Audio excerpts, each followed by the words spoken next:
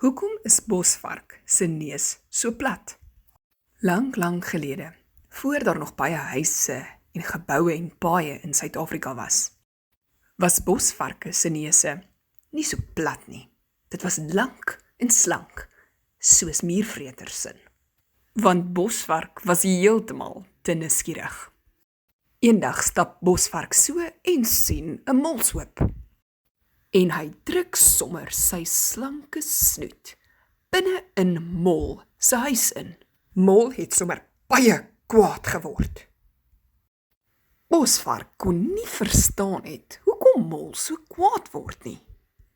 Die volgende dag het bosvark 'n muurshoop gesien en hy was baie nuuskierig daaroor.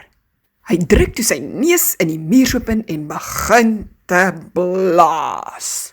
Die arme muurtjies weet nie wat aangaan nie en peel by die muurshoop uit. Hou asseblief op, jy maak ons koud. Bosvark wou maar net leer, hoekom gaan die mure dan so aan? Die volgende dag loop hy in die veld en sien olifant se voet. Dis tog te lekker om daaraan te kielie.